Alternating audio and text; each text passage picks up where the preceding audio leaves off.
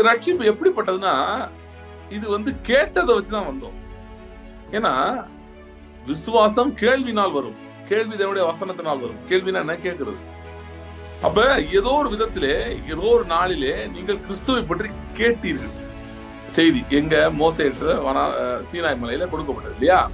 So அதை ஒருத்தன் கவனிக்கிறதாலே அவனுக்கு தண்டனை வருமா? தேவதூரமா கொடுக்கப்பட்டதுக்கே முக்கியத்துவம் இருக்கு அப்படின்றாரு. அங்கேயே என்ன சொல்ல வர்றாருன்னா, ஹியரிங் முக்கியம் பாஸ்ன்றாரு. கேட்கறது முக்கியம், கேட்டது முக்கியம், கேட்டதில் நிலைத்திருப்பது முக்கியம். சோ ஏன்னா அந்த கேட்டதில் நாம் நிலைத்திராதபடிக்கு சத்ருவான வசனத்தை எடுத்து போட ட்ரை பண்ணும். சூழ்நிலை மூலமாக பிரச்சனை எடுத்து போட ட்ரை பண்ணணும். ஆகவே கேட்டது முக்கியம், கேட்பதில் நிலைத்திருப்பது முக்கியம். தொடர்ந்து அது அந்த இடத்துல இருக்கணும், அதை தாண்டி போகக்கூடாது, அந்த கேட்ட இடத்துல இருக்கணும். ஓகே, இப்ப சில உணவுகள் நீங்க உட்கொண்டா அதுக்கு சில ரிசல்ட்ஸ் இருக்கதான் செய்யும். ஏன்னா அது அதனுடைய தன்மை. ஓகே, ஃபார் எக்ஸாம்பிள் ரொம்ப உப்பு சாப்பிட்டா தாங்க வரதான் செய்யும். ஏன்னா அது உப்புடைய தன்மை. அதே போல பாருங்க, இந்த சுவிசேஷம் என்பது எப்படிப்பட்டதா இருக்குன்னா, இது ஏதோ ஸ்டாண்ட் அலோன் கான்செப்ட் கிடையாது, ஏதோ தியரி கிடையாது, ஸ்டாண்ட் அலோன் தியரி கிடையாது. அப்படியே என்ன, ஏதோ ஒரு நல்ல கருத்தா இருந்துச்சுங்க, நான் கேள்விப்பட்டேங்க, எனக்கு அது ரொம்ப கன்வின்சிங்கா இருந்துச்சுங்க. No, gospel is something where God works side by side. சுவிசேஷம் என்பது தேவன் உங்களோடு கிரியை செய்த ஒன்று. அவர்கள் எங்கும் திருந்து சுவிசேஷத்தை பிரசங்கித்தார்கள், கர்த்தர் அவர்களுடைய கூட கிரியை நடப்பித்து.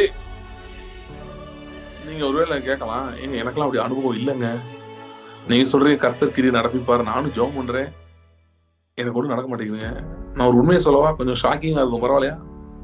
ஏன் அப்படி இருக்கு தெரியுமா? எத்தனை பேர் கேள்விப்பட்டிருக்கீங்க? நிறைய நான் கிறிஸ்டியன் பேக்ரவுண்ட்ல வர்றவங்க அற்புதங்கள் டக்குன்னு நடக்கும். கேள்விப்பட்டிருக்கீங்களா? அற்புத அடையாளங்கள் நிறைந்த வாழ்க்கை, தேவன் தாமே சாட்சி கொடுக்கிற அற்புத அடையாளங்கள் நிறைந்த வாழ்க்கை. நான் தினந்தோறும் கர்த்தரோடு நடக்கிறேன், இதெல்லாம் எழுதி வச்சுக்கோங்க. நான் கர்த்தரோடு நடக்கிறேன், ஆகவே நான் அற்புத அடையாளங்களை பார்க்கிறேன். இப்ப நான் கிறிஸ்தவ வாழ்க்கை இதுதான் நம்ம மைண்ட்ல பதியணும். இது பதிஞ்சாதான், இது நம்முடைய விசுவாசமா மாறினாதான் நம்ம நிற்க முடியும், எதிர்த்து நிற்க முடியும். இது நமக்குள்ள உறுதியான கன்விக்ஷனா வரணும். அப்பதான் எதிர்த்து நிற்க முடியும், நின்று ஜெபம் பண்ண முடியும். நம்ம ஜெபம் பண்றது நடக்காம இருக்கும் போது நம்ம எதிர்த்து நிக்கிறதுக்கு இந்த பலன் வேணும் நமக்கு. மனுஷனுக்கு ரெப்ரசன்டேட்டிவா கிறிஸ்து உடன்படிக்கை செய்யறது எல்லா மனுஷனுக்காகவும் செஞ்சுட்டார். ஓகே, உலகத்துல எவன் பிறந்தாலும், இனிமேட்டு யார் பிறந்தாலும் சரி, பிறக்க போற எல்லாருக்காகவும் செஞ்சு முடிச்சிட்டார். ஆனா கிறிஸ்துவோடு நமக்கு இருக்கிற உடன்படிக்கை இருக்கு பாத்தீங்களா, இது எல்லாருக்கும் நடக்கல. இது கிறிஸ்துக்குள்ள இருக்கவங்களுக்கு மட்டும் தான் நடந்திருக்கு. இந்த உடன்படிக்கையில 2 பகுதி இருக்கு, அதான் சொல்றீங்க. ஒண்ணு தேவனுக்கும் கிறிஸ்துக்கும் நடந்த உடன்படிக்கை, இதுக்கு நமக்கு சம்பந்தமே இல்லை, நம்ம ஒண்ணும் பண்ணல இல்லை. ஆனா இன்னொரு உடன்படிக்கையிலே, அதுதான் நமக்கும் கிறிஸ்துக்கும் ஒரு உடன்படிக்கை உண்டாயிருக்கு. அது என்ன உடன்படிக்கை அப்படின்னா, கிறிஸ்துவின் மரணத்தினாலே ஏற்பட்ட உடன்படிக்கை. கிறிஸ்துவின் மரணத்திலே நம்முடைய மரணமும் நடந்திருக்கிறது.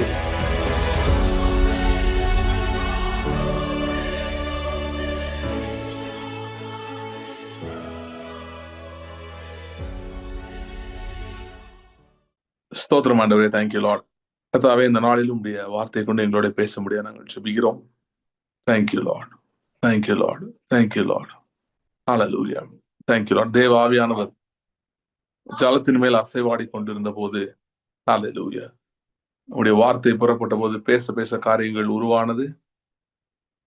அப்படியே ஆண்டவரே, உடைய வார்த்தை பேசப்படுகிற நேரத்திலே ஆவியானவருடைய கிரியைகள், ஆண்டவரே ஆவியானவருடைய செயல்பாடுகள் அவருடைய வாழ்க்கையிலும் உருவாக முடியாது நான் ஜெபிக்கிறேன். கர்த்தருடைய ஆவியானவர் ஆழங்களுக்குள் ரகசியங்களுக்குள் எடுத்து செல்வீராக. கருத்துல போடுக்கிறோம், இயேசு கிறிஸ்துவின் நாமத்தில் ஜெபிக்கிறோம் பிதாவே, ஆமென்.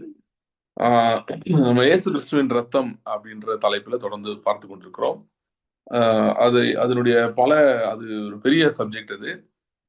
ஏன்னா இயேசு கிறிஸ்துவின் ரத்தம் ஒரு மனுஷன் ரட்சிக்கப்படும் போது அவனுக்கு உதவி செய்கிறது, பாவ மன்னிப்புக்கு என்று அது கிரியை செய்கிறது. அதே ரத்தம் அவனை ஆளுகைக்கும் கொண்டு செல்கிறது. சோ அதோடைய ஸ்கோப் மிக பெரியது.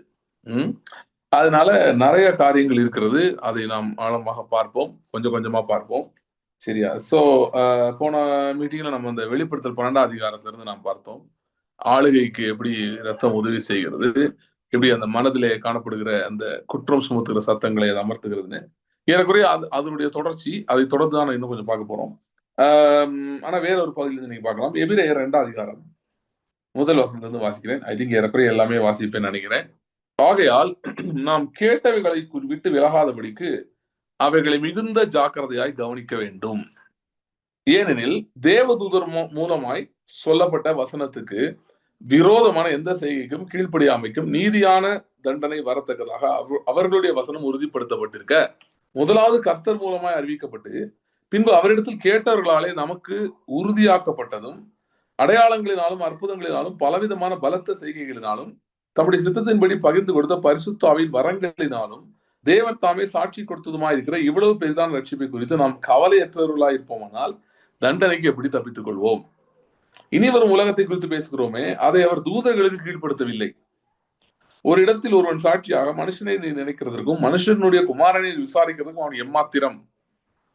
அவனை தேவதூதரிலும் சற்று சிறியவனாக்கினீர், மகிமையினாலும் கனத்தினாலும் அவனுக்கு முடிசூட்டி உங்களுடைய கரத்தின் கிரியைகளின் மேல் அவனை அதிகாரியாக வைத்து சகலத்தையும் அவனுடைய பாதங்களுக்கு கீழ்ப்படுத்தினீர் என்று சொன்னான். சகலத்தையும் அவனுக்கு கீழ்ப்படுத்தினார் என்கிற விஷயத்தில் அவர் அவனுக்கு கீழ்ப்படுத்தாத பொருள் ஒன்றுமில்லை. அப்படி இருந்தும் இன்னும் அவனுக்கு சகலமும் கீழ்பட்டு இருக்க காணோம். என்றாலும் தேவனுடைய கிருபையினாலே ஒவ்வொருவருக்காகவும் மரணத்தை ருசி பார்க்கும்படி தேவதூதரிலும் சற்று சிறியவராக்கப்பட்டிருந்த இயேசு மரணத்தை உத்தரித்தது நிமித்தம் மகிமையினாலும் கனத்தினாலும் முடிசூட்டப்பட்டதை காண்கிறோம். ஏனென்றால் தமக்காகவும் தம்மாலேயாயும் சகலத்தையும் உண்டாக்கினவர் அநேகம் பிள்ளைகளை மகிமையிலே கொண்டு வந்து சேர்க்கையில் அவர்களுடைய ரட்சிப்பின் அதிபதியை உபத்திரவங்களினாலே பூரணப்படுத்துகிறது அவருக்கு ஏற்றதாய் இருந்தது. எப்படி எனில் பரிசுத்தம் செய்கிறவரும் பரிசுத்தம் செய்யப்படுகிறவர்களும் ஆகிய யாவரும் ஒருவராலே உண்டாயிருக்கிறார்கள். இது நிமித்தம் அவர்களை சகோதரர் என்று சொல்ல அவர் வெட்கப்படாமல் உடைய நாமத்தை என் சகோதரருக்கு அறிவித்து சபை நடுவில் துதித்து பாடுவேன் என்றும் நான் அவரிடத்தில் நம்பிக்கையாய் இருப்பேன் என்றும் இதோ நானும் தேவன் எனக்கு கொடுத்த பிள்ளைகளும் என்று சொல்லி இருக்கிறார். ஆதலால் பிள்ளைகள் மாம்சத்தையும் ரத்தத்தையும் உடையவர்களாயிருக்க அவரும் அவர்களைப் போல மாம்சத்தையும் ரத்தத்தையும் உடையவரானார். மரணத்துக்கு அதிகாரியாகிய பிசாசானவனை தமது மரணத்தினாலே அழிக்கும்படியாகவும் ஜீவ காலமெல்லாம் மரண பயத்தினாலே அடிமைத்தனத்துக்குள்ளானவர்கள் யாவரையும் விடுதலை பண்ணும்படிக்கும் அப்படியானார். ஆதலால் அவர் தேவதூதருக்கு உதவியாக கை கொடாமல் ஆபிரகாமின் சந்ததிக்கு உதவியாக கை கொடுத்தார். அன்றையும் அவர் ஜனத்தின் பாவங்களை நிவர்த்தி செய்வதற்கு ஏதுவாக தேவ காரியங்களை குறித்து இரக்கமும் உண்மையுள்ள பிரதான ஆசாரியராக இருக்கும்படிக்கு எவ்விதத்திலும் தம்முடைய சகோதரருக்கு ஒப்பாக வேண்டியதாக இருந்தது. ஆதலால் அவர் தாமே சோதிக்கப்பட்டு பாடுபட்டதினாலே அவர் சோதிக்கப்படுகிறவர்களுக்கு உதவி செய்ய வல்லவராயிருக்கிறார். இந்த எபிரேயர் புஸ்தகம் ஒரு முக்கியமான புஸ்தகம், நான் முன்னாடியே சொல்லியிருக்கேன். ஏன் அப்படின்னா, பழைய ஏற்பாட்டுல காணப்படுகிற இந்த ஆசாரியத்துவம், அப்புறம் அது மட்டும் இல்ல, நிறைய காரியங்கள், பலிகள், மோசையை பற்றி, யோசுவாவுடைய காரியங்கள், இப்படிப்பட்ட பல காரியங்களை கிறிஸ்துவோடு தொடர்பு படுத்துகிற ஒரு புஸ்தகமா இருக்கிறது. அப்படி நாம் பார்க்கும்போது இந்த குறிப்பிட்ட பகுதியிலே இந்த 2ஆம் அதிகாரத்துல நாம் பார்க்கும்போது ஒரு ரட்சிப்பினுடைய ஒரு மிகப்பெரிய ரகசியம் சொல்லலாம், இல்லைன்னா ரட்சிப்புனா என்ன, அது எப்படிப்பட்டதா இருக்கிறது, அதையுமே இந்த அதிகாரம் மிக அழகாக விவரிக்கிறது, மிக ஆழமாக விவரிக்கிறது.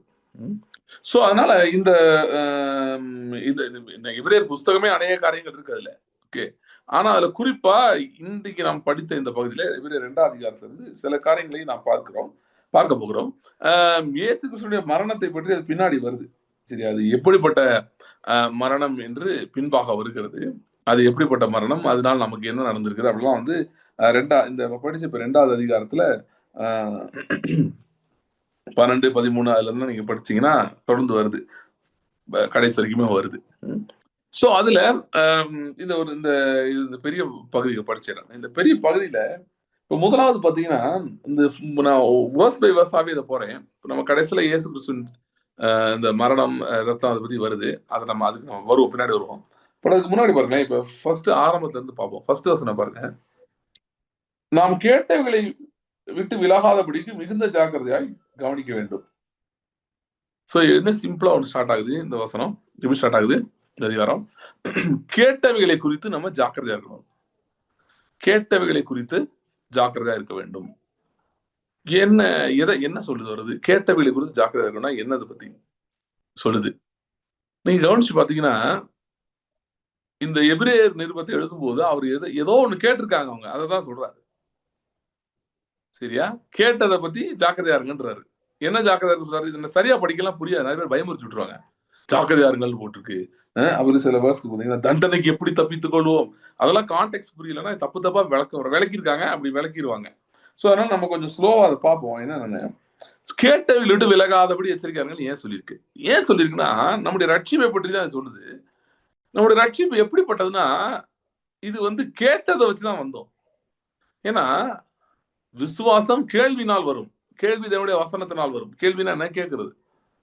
அப்ப ஏதோ ஒரு விதத்திலே, ஏதோ ஒரு நாளிலே நீங்கள் கிறிஸ்துவை பற்றி கேட்டீர்கள். நீங்க ஒருவேளை கிறிஸ்துவ குடும்பம் பிறந்திருந்தா உங்க வீட்டுல சொல்லிருக்கலாம், உங்க சபையில சொல்லிருக்கலாம், இல்ல நீங்க கிறிஸ்துவ அல்லாத வேற பேக்ரவுண்ட்ல இருந்து வரவங்களா இருந்தா யாரோ எங்கேயோ உங்களுக்கு சொல்லிருக்கலாம். இல்ல யாருமே சொல்லணும்னு தேவையில்லை. நீங்க எதையோ பார்க்கும்போது ஒரு வசனம் இங்க எழுதியிருக்கு, எதையோ பார்க்கும்போது உங்களுக்கு உள்ளே ஆண்டவர் பேசியிருக்கலாம், ஏதோ ஒண்ணு.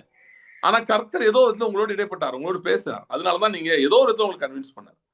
அவர் நல்லவர், அவரை நம்பலாம், அது உங்களுக்கு நல்லது என்று அவர் கன்வின்ஸ் பண்ணார். அதனாலதான் நீங்க ரட்சிக்கப்பட்டிருக்கீங்க. ஏன்னா கிறிஸ்தவ மார்க்கமே கேள்வியில ஆரம்பிக்கிற மார்க்கம். நீங்க கேட்டிருக்கீங்க. ஓகே. சோ கேட்டுட்டு நல்லதோட அத சொல்றதோட, இது வந்து ஏதோ ஒரு தடவை பேசினாரு கேட்டோம் அப்படின்றது இல்ல. அதனாலதான் எபிரேயர் 4 பின்னாலாவது இன்று அவர் சத்தத்தை கேட்பீர்களாகில். அவர் பேசிட்டே இருக்காரு. he spoke, he speaks and he will speak. பேசினார், பேசிக்கொண்டிருக்கிறார், இன்னும் பேசுவார், பேசிக்கொண்டே இருக்கிறார். சோ கிறிஸ்தவ வாழ்க்கை என்பது கேட்கிறதுலே முக்கியத்துவம் வாய்ந்ததா இருக்கிறது. அதனாலதான் என்ன சொல்லிருக்குன்னா, நீங்க கேட்டதை விட்டு விலகாதபடி ஜாக்கிரதையா இருங்கன்னு சொல்றாரு. ஓகே, கேட்டதை விட்டு விலகாதபடி ஜாக்கிரதையா இருங்க சொல்லிட்டு சொல்றது பாருங்க. பழைய ஏற்பாடோட கம்பேர் பண்றாரு. பழைய ஏற்பாடுன்னு சொல்றதோட நம்ம பழைய உடன்படிக்கை, மோசேயின் உடன்படிக்கையோடு ஒரு ஒப்பிடுதலை செய்கிறார். 2வது வசனம் பாருங்க. தேவதூதர் மூலமாய் சொல்லப்பட்ட அந்த வசனத்துக்கு விரோதமாக எந்த செய்கைக்கும், விரோதமான எந்த செய்கைக்கும் கீழ்ப்படியாமைக்கும் நீதியான தண்டனை வரத்தக்க அவருடைய வசனம் உறுதிப்படுத்தப்பட்டிருக்க. இது வந்து தண்டனை, தண்டிப்பாரு அடிப்பாரு அந்த ஆங்கிள் இல்ல. என்ன சொல்ல வர்றாருன்னா, பழைய ஏற்பாட்டுல வந்து தேவதூதர் மூலமா தான் கொடுக்கப்பட்டுச்சான் செய்தி. எங்க? மோசேட்டு சீனாய் மலையில கொடுக்கப்பட்டது இல்லையா? சோ அதை ஒருத்தன் கவனிக்கிறதாலே அவனுக்கு தண்டனை வருமா? தேவதூரமா கொடுக்கப்பட்டதுக்கே முக்கியத்துவம் இருக்கு அப்படின்றாரு. அங்கேயே என்ன சொல்ல வர்றாருன்னா, ஹியரிங் முக்கியம் பாஸ்ன்றாரு. கேட்கறது முக்கியம், கேட்டது முக்கியம், கேட்டதில் நிலைத்திருப்பது முக்கியம். சோ ஏன்னா அந்த கேட்டதில் நாம் நிலைத்திராதபடிக்கு சத்ருவான வசனத்தை எடுத்து போட ட்ரை பண்றோம். சூழ்நிலை மூலமாக பிரச்சனை மூலம் எடுத்து போட ட்ரை பண்றோம். ஆகவே கேட்டது முக்கியம், கேட்பதில் நிலைத்திருப்பது முக்கியம்.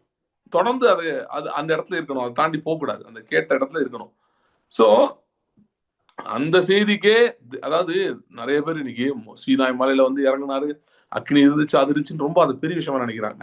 அப்படி நீங்க தான் நல்லா இருக்கும்னு அது அவ்வளவு இன்ஃபீரியரா சொல்றாரு. இந்த ஈப்ரூஸ் படிச்சீங்கனாலே உங்களுக்கு என்ன தெரிய வரும்னா, கிறிஸ்து மூலமா இன்றைக்கு நடந்திருக்கிறது இல்லையா, ரட்சிக்கப்பட்டு நாம் தேவ ஆவியை பெற்றிருக்கிறோம்ல, இதுதான் பெருசுன்றதான் இந்த புக்கோட ஆர்கியூமெண்டே. ஹீப்ரூஸோட ஆர்கியூமெண்டே அதுதான். சரியா? சோ அதனால பாத்தீங்கன்னா, அந்த தேவதூதன் வந்தான் கொடுத்தான் சீனாய் மலையில அப்படின்றது அதை வந்து இன்ஃபீரியரா சொல்றாரு, குறைச்சி சொல்றாரு. அதுக்கே தேவன் அவ்வளவு முக்கியத்துவத்தை கொடுத்திருப்பார் என்று சொன்னால் அப்படின்னு சொல்லிட்டு சொல்றாரு பாருங்க. 3வது வசனம் சுவிசேஷம் எப்படி இருக்குன்றது சொல்றாரு பாருங்க. முதலாவது கர்த்தர் மூலமா அறிவிக்கப்பட்டு பின்பு அவரிடத்தில் கேட்டவர்களால் நமக்கு உறுதியாக்கப்பட்டதும் அடையாளங்களினாலும் அற்புதங்களினாலும் பலவித பலத்த செய்கைகளினாலும் தம்முடைய சித்தத்தின்படி பகிர்ந்து கொடுத்த பரிசுத்தாவின் வரங்களினாலும் தேவன் தாமே சாட்சி கொடுத்ததுமா இருக்கிற இவ்வளவு பெரிதான ரட்சிப்பை குறித்து நம்ம கவலையற்றிருப்போமானால் தண்டனைக்கு எப்படி தப்பித்துக் கொள்வோம். சோ இது நீங்க பயப்படாதீங்க. இதெல்லாம் பார்க்கும்போது இது என்ன நான் டீட்டெயிலா சொல்றேன் உங்களுக்கு. என்ன சொல்றாருன்னா, தூதன் மூலமா கொடுக்கப்பட்டது அது பழைய உடன்படிக்கை. புதிய உடன்படிக்கை நம்ம இருக்கிற புதிய உடன்படிக்கையானது எப்படி வந்தது? இயேசுவே இறங்கி வந்தார். கரெக்டா? அவரே இறங்கி வந்தார், யாரையும் அனுப்பல, தூதனை மலை மேல அனுப்பல.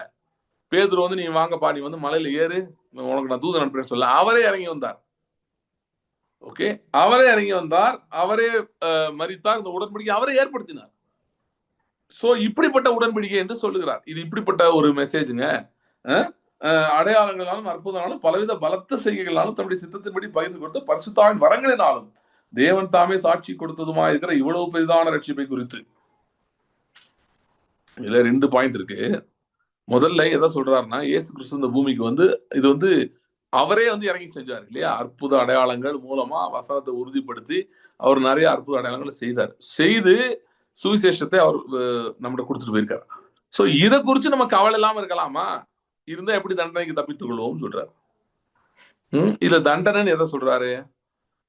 இருந்தா எப்படி தப்பித்துக் கொள்வோன்றது, தண்டனைக்கு எப்படி தப்பித்துக் கொள்வோம்னு சொல்றாரு. தண்டனை என்ன, எந்த தண்டனையை பேசிட்டு இருக்காரு? இது ரொம்ப ஒரு பியூட்டிஃபுல் பேசேஜ் பாருங்க. உங்களுக்கு இது புரிஞ்சா உங்களுக்கு தெரியும் நான் என்ன சொல்ல வரேன்னு.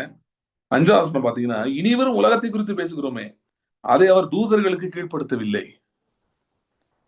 ஒருவன் ஒரு இடத்தில் சாட்சியாக மனுஷனை நினைக்கிறதுக்கும் மனுஷகுமாரனை விசாரிக்கிறதுக்கும் அவனுக்கு எம்மாத்திரம். சோ என்ன சொல்ல வர்றாருன்னா, நான் கொஞ்சம் வசனங்கள் இந்த 2வது நீங்க திரும்ப படிங்க. நான் இனிமேட்டு ஃபுல்லா கோட் பண்ணேன். எனக்கு ஒன்னா வாசா சொன்னேன், எனக்கு ரொம்ப லேட் ஆயிடும். அதனால நான் கொஞ்சம் ஸ்பீடா போறேன். ஓகே, இந்த பகுதியை சொல்லிட்டு நம்ம அதுல அடுத்த பகுதிக்கு நான் போகணும். அதுல 2வது பாட்டுக்கு இதே அதிகாரத்துல இருக்கு போகணும். ஏன்னா இதுல ஒரு very beautiful truth is there. சுவிசேஷம் எப்படிப்பட்டதுன்னா, இது வெறுமனே வந்து ஏதோ யாரோ சொன்னாங்க, நீங்க கேட்டீங்க, அப்புறம் சில கோட்பாடுகள் ஃபாலோ பண்றீங்க, அது இல்ல சுவிசேஷம். சுவிசேஷம் என்னன்னா உண்மையான சுவிசேஷம். நீங்க ஏதோ சுவிசேஷம் நினைச்சிட்டு இருக்கிறது எனக்கு தெரியாது. நீங்க ஒருவேளை தவறான சுவிசேஷத்தை கேட்டிருக்கலாம், இல்ல சுவிசேஷத்தை முழுமையாய் நீங்கள் அறியாமல் இருக்கலாம். ஆனா சுவிசேஷம் எப்படி இருக்கணும் அப்படின்றது இந்த பகுதி சொல்லுது. என்ன சொல்லுதுன்னா, கர்த்தர் சொன்னாரு, அப்புறம் அவரிடத்தில் கேட்டவர்களால் நம்ம கேள்விப்பட்டோம். இப்ப நம்ம எப்படிங்க கேள்விப்பட்டோம்? முதல்ல வந்து ஆண்டவர் நம்மகிட்ட இடைப்பட்டார், பேசினார் ஒண்ணு. அதுக்கப்புறம் அவரிடத்தில் கேட்டவர்கள் அப்படின்னு சொல்றது, நீங்க ஏதாவது ஊழியர்கள் உங்களுக்கு சொல்லியிருக்கலாம், ஏதாவது உதவி செஞ்சிருக்கலாம், அதெல்லாம் ஓகே தான். அதெல்லாத்தையும் விட வேதாகமத்தை சொல்லுகிறது அப்போஸ்தலர்கள், அவங்க தானே அவர்கிட்ட போய் கேட்டவங்க, அவர் கூட இருந்தவங்க. அவர்கள் எழுதினதை நம்ம படிக்கிறோம் இல்லையா? இப்ப எபிரேயர் கூட ஒரு அப்போஸ்தலன் பவுல் எழுதியிருப்பாரு, நிறைய பேர் சொல்றாங்க. சோ ஆனா ஏதோ ஒண்ணு சீஷர்கள் யாரோ எழுதியிருக்காங்க இல்லையா? சோ அவங்க கிறிஸ்துவோடு இருந்தவர்கள். சோ அவர்கள் சொன்னதை நம்ம கேள்விப்படுகிறோம். அவர்கள் வாக்கை நாம் கேள்விப்படுவோம். எப்படி நம்ம போய் பேதுரு யோவான்லாம் பார்த்தது இல்லை, ஆனா பைபிள் படிக்கிறோமே, அவங்க எழுதின ரிப்போர்ட் தானே படிக்கிறோம். சோ அவர்களால் கேள்விப்படுகிறோம். சோ சுவிசேஷம் முதல்ல ஆண்டவர் நம்மோடு இடைப்பட்டார்ன்றது ஒரு சைடு இருக்கு, ஏதோ ஒரு விதத்துல இடைப்பட்டார். 2வது, நாம் வேதத்தை படிக்கும் போது இவர்களெல்லாம் சந்திக்கிறோம், ஆவியிலே சந்திக்கிறோம். அவர்களிடமிருந்து கருத்துக்களை பரிமாற்றம் செய்யப்பட்டுக் கொள்கிறோம். எப்படி? வசனத்தை வாசிக்கும் போதுதான். ஏன்னா அவர்களுக்கு வெளிப்படுத்தப்பட்டவர்களே நமக்கும் இன்றைக்கும் வெளிப்படுத்தப்படுகிறது, நாம் அதை ரிசீவ் பண்றோம். இதை தாண்டி அடுத்து சொல்றாரு பாருங்க, பலத்த செய்கைகளினாலும் அற்புதங்களாலும் அடையாளங்களாலும் உறுதிப்படுத்தப்பட்டது. நல்லா கவனிங்க, உண்மையான சுவிசேஷம், உண்மையான செய்திகள் அற்புதங்களினாலும் அடையாளங்களினாலும் உறுதிப்படுத்தப்படுகிறவைகள் தான். அப்படிதான் இருக்கும். கர்த்தர் அப்படிதான் செஞ்சிருக்காரு, அப்படிதான் செய்ய விரும்புறாரு. ஏன் சொல்றேன்னா, ஃபார் செஞ்சுரிஸ் ஒரு பொய் சொல்லப்பட்டிருக்கிறது. என்னன்னா, அற்புத அடையாளங்களை நீங்க எதிர்பார்க்க கூடாது. ஒண்ணும் இல்ல, நீங்க ஒரு செய்தியை கேட்கறீங்கன்னா அது சம்பந்தமான அடையாளங்கள், பொருளாதாரத்துல மற்ற காரியங்கள்ல உங்க வாழ்க்கையை நீங்க பார்க்க தேவையில்லைன்ற மாதிரி ஒரு செய்தி பரப்பப்பட்டிருக்கிறது. அது உண்மை அல்ல, அது நீங்க எதிர்பார்க்கணும் என்று வேதம் சொல்லுகிறது. ஏன்னா சுவிசேஷத்தின் தன்மையே அப்படிதான். சுவிசேஷத்தின் தன்மையே அப்படிதான். ஓகே, இப்ப சில உணவுகள் நீங்க உட்கொண்டா அதுக்கு சில ரிசல்ட்ஸ் இருக்கதான் செய்யும். ஏன்னா அது அதனுடைய தன்மை. ஓகே, ஃபார் எக்ஸாம்பிள், ஒருத்தர் ரொம்ப உப்பு சாப்பிட்டா தாகம் வரதான் செய்யும். ஏன்னா அது உப்புடைய தன்மை. அதே போல பாருங்க, இந்த சுவிசேஷம் என்பது எப்படிப்பட்டதா இருக்குன்னா, இது ஏதோ ஸ்டாண்ட் அலோன் கான்செப்ட் கிடையாது, ஏதோ ஒரு தியரி கிடையாது, ஸ்டாண்ட் அலோன் தியரி கிடையாது. அப்படியே என்ன, ஏதோ ஒரு நல்ல கருத்தா இருந்துச்சுங்க, நான் கேள்விப்பட்டேங்க, எனக்கு அது ரொம்ப கன்வின்சிங்கா இருந்துச்சுங்க. No no no, gospel is something where God works side by side. சுவிசேஷம் என்பது தேவன் உங்களோடு கிரியை செய்கிற ஒன்று. அவர்கள் எங்கும் திருந்து சுவிசேஷத்தை பிரசங்கித்தார்கள், கர்த்தர் அவர்களுடைய கூட கிரியை நடப்பித்து. நீங்க ஒருவேளை கேட்கலாம், ஏங்க எனக்கெல்லாம் அப்படி அனுபவம் இல்லைங்க, நீங்க சொல்றீங்க கர்த்தர் கிரியை நடப்பிப்பாரு, நானும் ஜெபம் பண்றேன், எனக்கு ஒன்றும் நடக்க மாட்டேங்குதுங்க. நான் ஒரு உண்மையை சொல்லவா? கொஞ்சம் ஷாக்கிங்கா இருக்கும், பரவாயில்லையா? ஏன் அப்படி இருக்கு தெரியுமா? எத்தனை பேர் கேள்விப்பட்டிருக்கீங்க, நிறைய நான் கிறிஸ்டியன் பேக்ரவுண்ட்ல இருந்து வர்றவங்க அற்புதங்கள் டக்கு டக்குன்னு நடக்கும் உங்களுக்கு, கேள்விப்பட்டிருக்கீங்களா? அட்லீஸ்ட் ஆரம்பத்துல அவங்க ஒரு சபையில போய் சேர்ற வரைக்கும் நல்லா தான் இருப்பாங்க, சேர்ந்த பிறகு அவங்களுக்கு பிரச்சனை ஆரம்பிக்கும். அதுக்கு முன்னாடி வரைக்கும் அவங்களுக்கு வந்து டக்கு டக்குன்னு அற்புதங்கள் நடக்கும். ஏன் தெரியுமா? ஏன் தெரியும்னா, அவங்க வந்து இப்படி பல நாள் இப்படி ஒண்ணு கேள்விப்படல, வேற ஒண்ணு. அற்புதம் நடக்கலாம் டஃப் தான்ப்பா. சும்மா சும்மா அற்புதம்னு எதிர்பார்க்காத, உடனே எல்லாம் ஆண்டவர் செய்ய மாட்டாரு, பொறுமையா தான் செய்வாரு. இதெல்லாம் எத்தனை பேர் கேள்விப்பட்டிருக்கீங்க?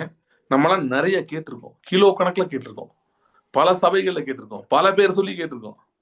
சும்மா அற்புதம் அற்புதம் ஆண்டவர் பின்னாடி ஓடாதுப்பா, அதெல்லாம் எதிர்பார்க்காத.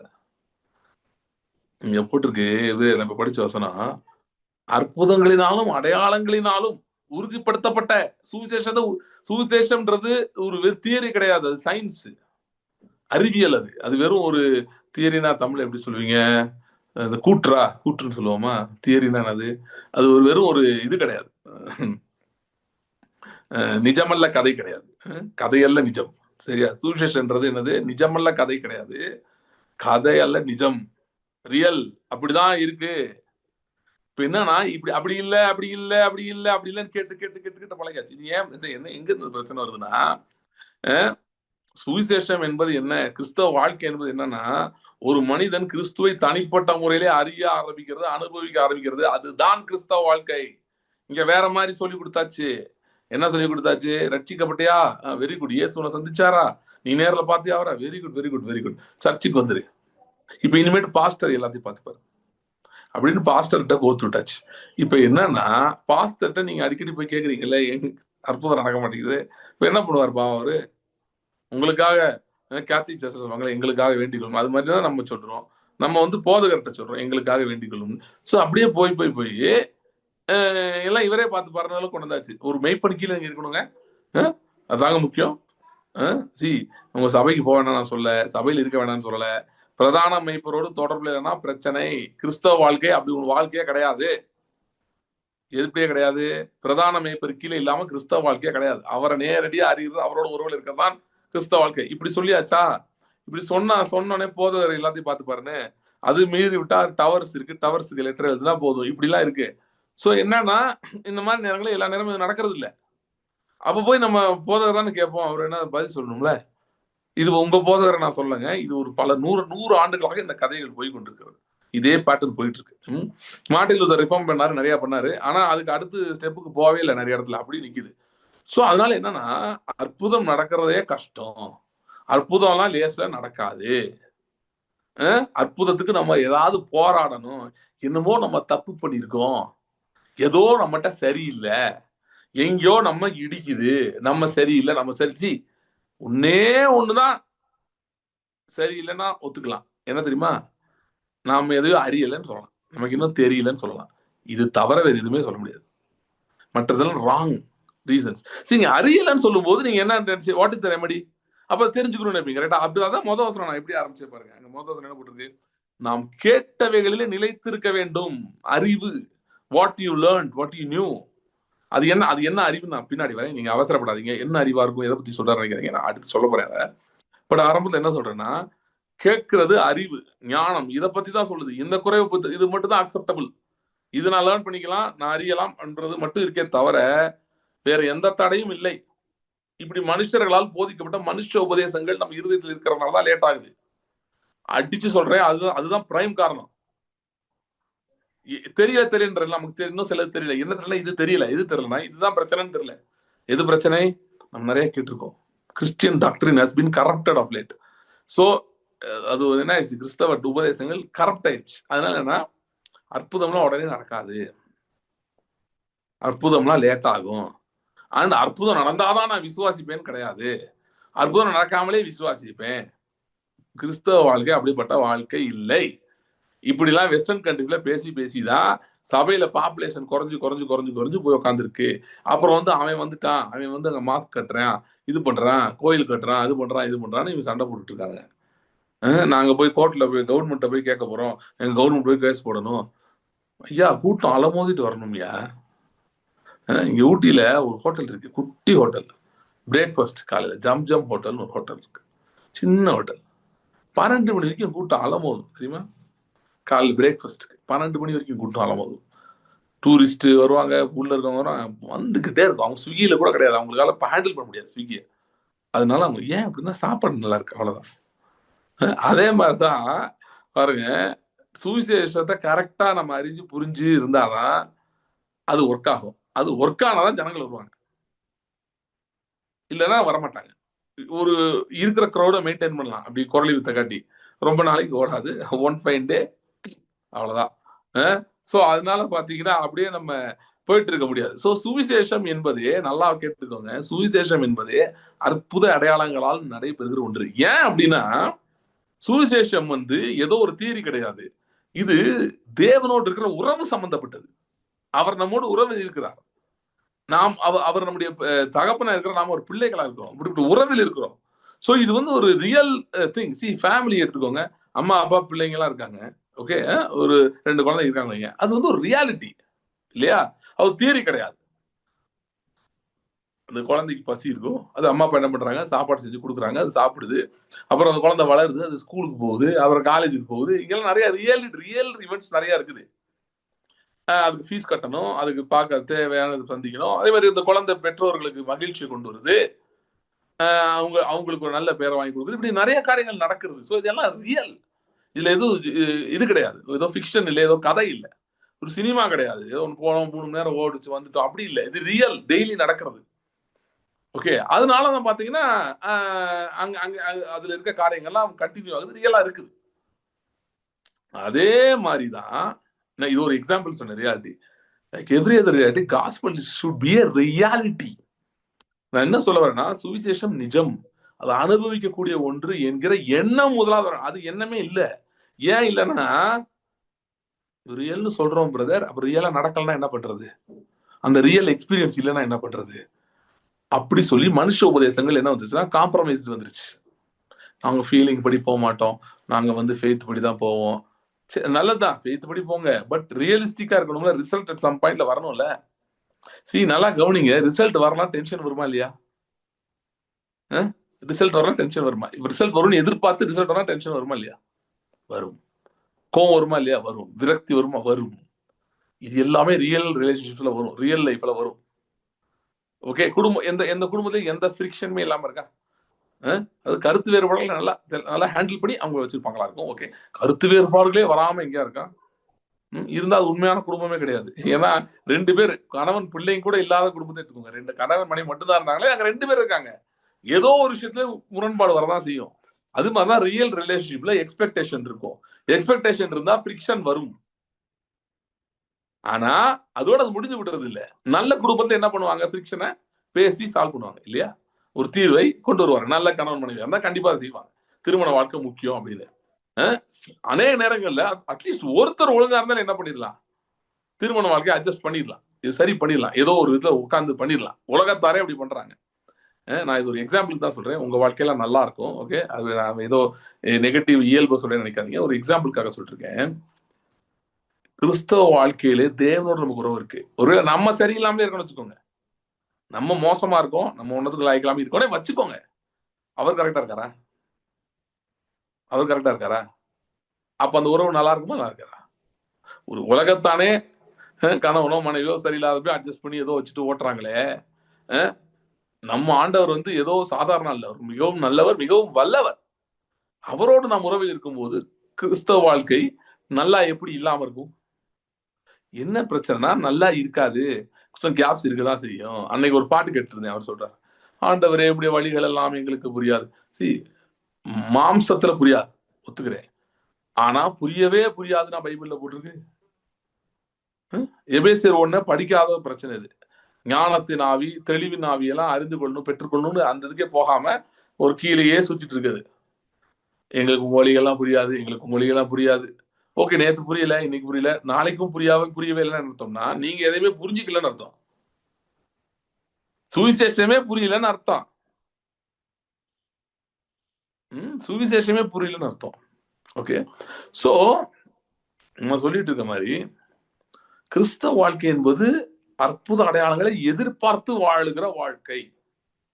ஓகே, அப்ப ஃப்ரிக்ஷன் வருது, எதிர்பார்த்த ரிசல்ட் வரல, அந்த டைம்ல தான் நாம் சில காரியங்களை அறிய வேண்டும். அதான் 2வது அதிகாரம் முதல்ல சொன்ன எப்படி வருது, கேட்டவை விட்டு விலகக்கூடாது. அப்படி என்ன கேட்டதை பத்தி பேசுறாரு?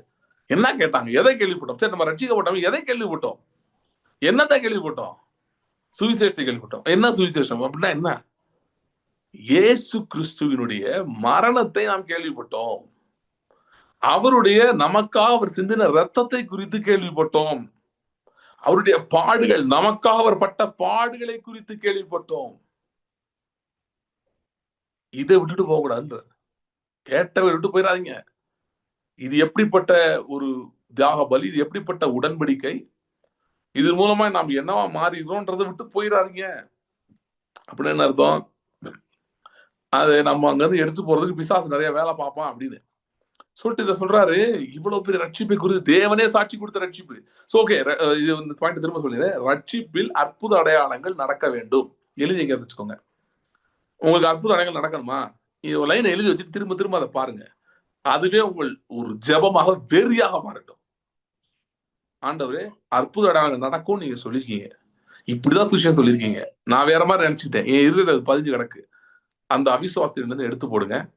நான் அற்புத அடையாளங்கள் நிறைந்த கிறிஸ்தவ வாழ்க்கையை அனுபவிக்க விரும்புகிறேன். குறிப்பா அந்த கிறிஸ்டியன் ஆர்கனைசேஷனுக்குள்ள நீங்க சுத்தி தருவீங்க பல காலம், ரொம்ப ஆழமா உங்க இதுல இருக்கும்.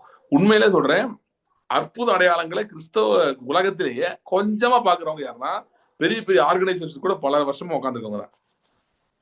பிரதர் எனக்கு எஸ்யூ தெரியும், இயூ தெரியும், எனக்கு அது தெரியும், இது தெரியும், இவங்களை தெரியும், அவங்கள, இவங்க தான் ரொம்ப டேஞ்சர் ஜோன்ல இருக்காங்க.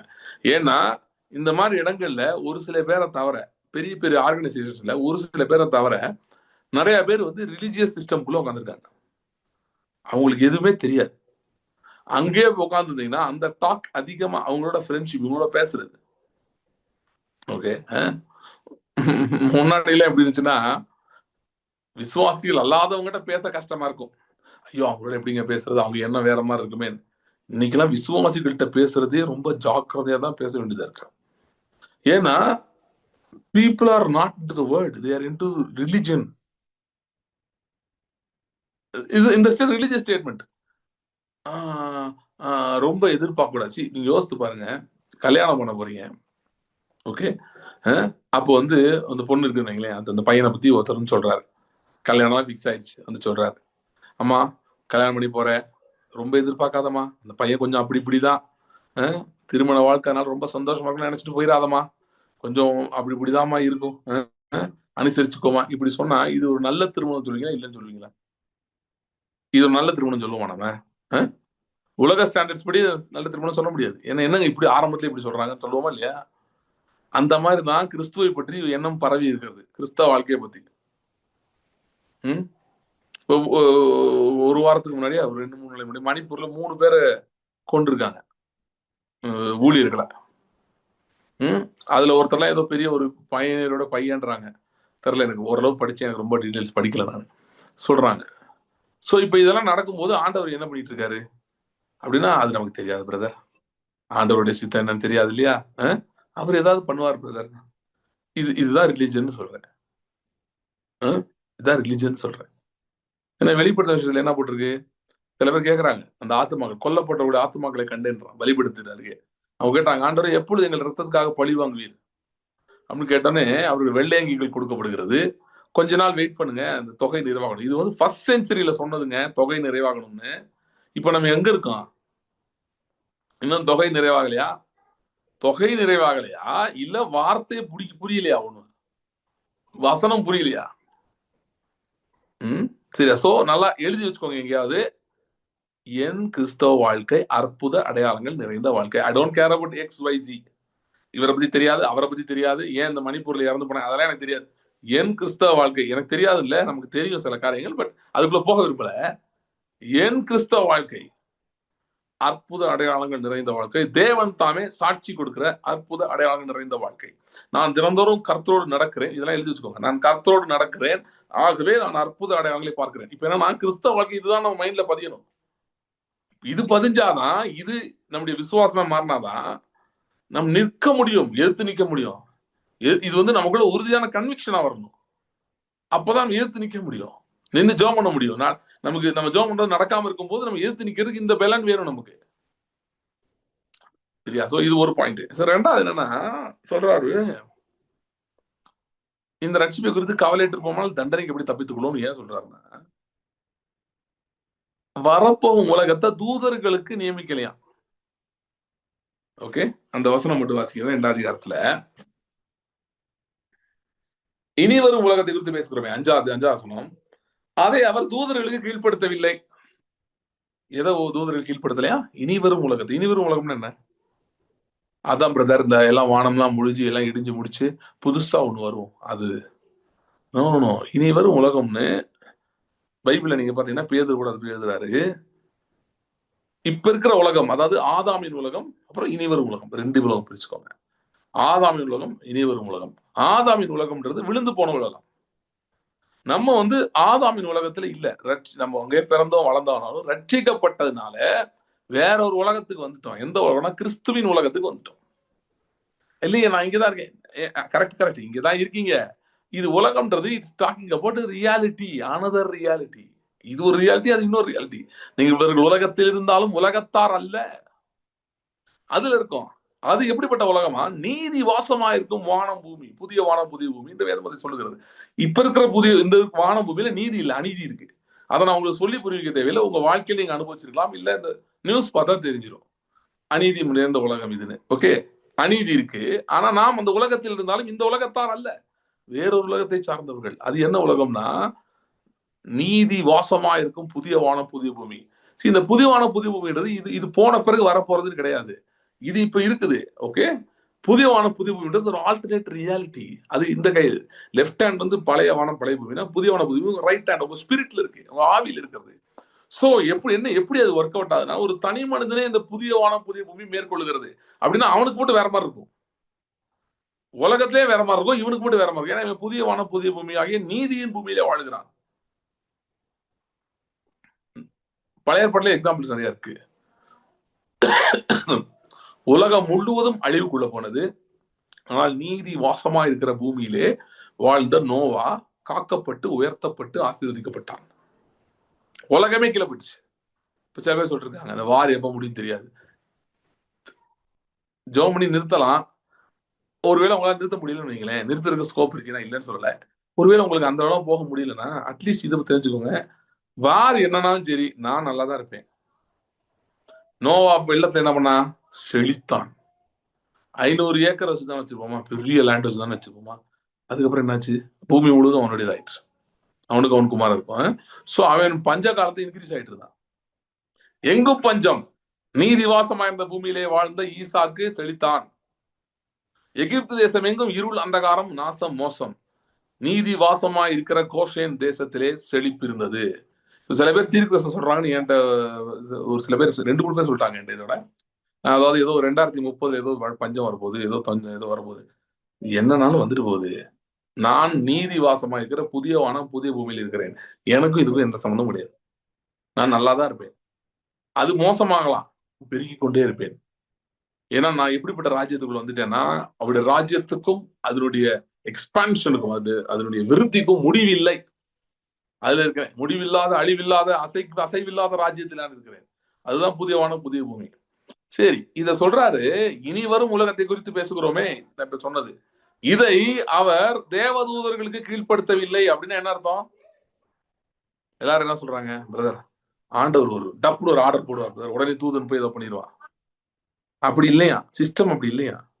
புதியவான புதிய பூமியில வந்து பாஸ் வந்து யார் கிடையாது? தூதர்கள் கிடையாது. அவங்க கையில கொடுக்கல எதையும். யார கொடுத்திருக்காரா?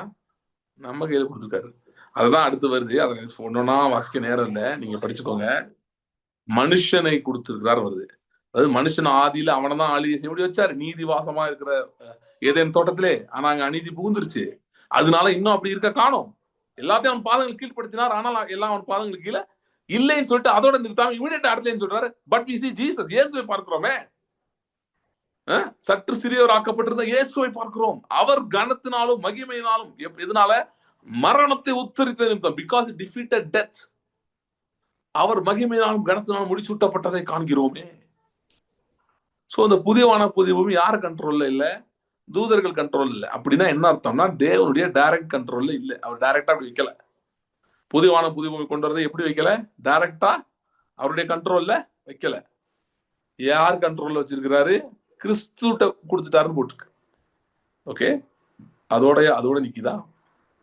அடுத்து வருது, பிள்ளைகள் மாம்சத்தையும் ரத்தத்தையும் உடையவர்களாக இருக்க அவரும் அவர்களை போலானார். எதுக்கு? அநேகம் பிள்ளைகளை மகிமையிலே கொண்டு வரும்படி, to bring many sons into glory. அவர் ஒரு சன்னா குளோரியில இருக்காருல்ல, அதே குளோரிக்குள்ள எல்லாரையும் கொண்டு வரதுக்காக தான் அவர் வந்து மாம்சத்தை ரத்தத்தை உடையவரானார். பட்ட பாடுகளினாலே பூரணரானார். இதெல்லாம் அந்த வசனங்கள் அப்படியே நான் கோட் பண்றீங்க, நீங்க அப்புறம் படிச்சுக்கோங்க, ஒண்ணுன்னா படிச்சா லேட் ஆகும். அப்ப பாருங்க, இயேசு கிறிஸ்து அவர் வந்து அவருக்கு ஒரு பரிபூரணம் தேவைப்பட்டது. அதாவது என்னன்னா நம்மோடு இருக்கிற இணைப்புல ஒரு பரிபூரணம். அந்த பரிபூரணத்துக்கு இயேசு கிறிஸ்து வந்து குறைவுக்குள்ளாக வேண்டியிருந்தது. அவர் நிறைவை விட்டுட்டு குறைவுக்குள்ள வரணும். எது வரைக்கும்? சாவு வரைக்கும் போகணும். சிலுவையிலே அடிபட்டு நொந்து சாகிற ஒரு சாவு வரைக்கும் அவர் போகணும். அது அவருக்கு பெர்ஃபெக்ஷன். பாடுகளினால் அவர் பெர்ஃபெக்ஷன் பெற்றுக்கொண்டார். நாம் என்ன பண்றோம்னா, நாம் பாடுகள் தான் இருந்தோம். நம்ம புது பாடுகள்லாம் வரணும் தேவையில்லை. ஏற்கனவே பாடுகளா தான் இருந்தோம். ஆதாமுக்குள்ள இன்னும் பாடுகள்ல நிறைய பேர் இருக்கிறாங்க. நமக்கு நிறைவு எப்படி வருதுன்னா, அவர் நிறைவிலிருந்து குறைவுக்கு வந்ததுனால, நாம் குறைவிலிருந்து நிறைவுக்குள்ள போறது, அவருடைய ஆளுகைக்குள் நாம் போகிறதுனால பெர்ஃபெக்ஷன் உண்டாகிறது. அப்படிதான் நாம் புறப்படுகிறோம். சோ இனிவரும் உலகம்னா அந்த நீதி வாசமா இருக்கிற புதிவான புதிய பூமியை அவர் யார் கண்ட்ரோல் வைக்கலையா? தூதர்கள் கண்ட்ரோல் வைக்கலையா? அப்படின்னா தன்னுடைய டைரக்ட் கண்ட்ரோல், தூதர் டைரக்ட் கண்ட்ரோல் தான் இருக்காங்க. அவர் இப்படி சொன்னா அவங்க செய்வாங்க, அப்படி வைக்கலையா? அதுக்கு பதில கிறிஸ்துவுக்கும் அவருடைய பிள்ளைகளுக்கும் கொடுத்துட்டாரு. நீங்க தான் பொறுப்புப்பா இதை கொண்டு வரதுக்குன்னு. அதனாலதான் சொல்லியிருக்கு, இவ்வளவு பேர் ரட்சிப்பை குறித்து கவலையிட்டு போவோம்னா எப்படி தண்டனை தப்பிச்சுக்கொள்வோம்? உடனே நினைத்தோம்னா, தண்டனை ஏற்கனவே நடந்துட்டு இருக்கு வாழ்க்கையில. பலவித தண்டனைகளை சந்திக்கிறோம். தண்டனைகள்லாம் உலகத்துல தீமைகளை சொல்றேன், பிரச்சனைகள், போராட்டங்கள், வியாதிகள், பலவீனங்களை சந்திச்சுட்டு இருக்கோம். அப்படி இருக்கும்போது இந்த காரியங்களிலே புதிய வானம் புதிய பூமி நீதி வாசமா இருக்கிறவைகள் இல்ல வரப்போகிற உலகத்தை நாம் கொண்டு வர வேண்டும் என்றால் இது தானா நடக்கிற காரியம் இல்லையா? ரட்சிப்பை சரியாய் புரிந்து கொள்கிறதுனாலே, கிறிஸ்துவோடு இருக்கிற உறவினாலே நாம் கொண்டு வருகிற காரியம் இவைகள். ஏன்னா நமக்கும் கிறிஸ்துக்கும் அவருடைய பிள்ளைகளுக்கும் தான் அந்த ஆளுகையை கொடுத்துட்டாரு. இந்த புதிய வானம் புதிய பூமியிலே மகிமையை கொண்டு வருகிற வேலையை நம்ம கையில கொடுத்துட்டாரு. ஆகவே இந்த ரட்சிப்பை குறித்து நாம் கவனிக்க வேண்டும், அதை குறித்து ஜாக்கிரதையா இருக்க வேண்டும். ஓகே, ஜாக்கிரதையா இருக்கணும் அப்படின்னு சொல்றாரு. சரி, ஜாக்கிரதையா இருக்கன்னா என்னத்த சொல்ல வர்றாரு? என்னத்த சொல்ல வர்றாரு? ஷார்ட்டா நான் சொல்லிடுறேன், ரொம்ப டீட்டெயிலா சொன்னா லேட் ஆகும், நம்ம அடுத்து தொடர்ந்து பார்க்கலாம். ரத்தம் அநேக காரியங்களை செய்கிறது பாருங்க.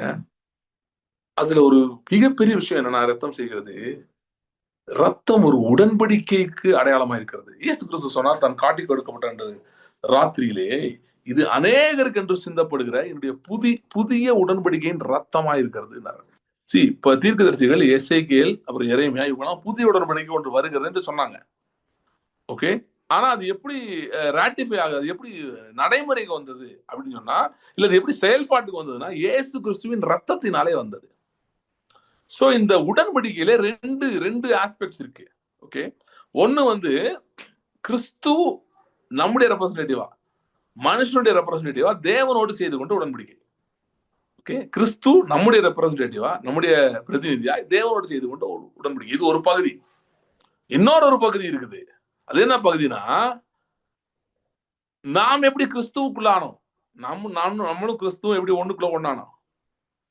சரியா? அவர் வானத்திலிருந்து வந்தவராச்சே, அவருக்கும் நமக்கு எப்படி ஒண்ணு வந்துச்சு? மனுஷனுக்கு ரெப்ரசன்டேட்டிவா கிறிஸ்து உடன்படிக்கை செய்யறது எல்லா மனுஷருக்காகவும் செஞ்சுட்டார்.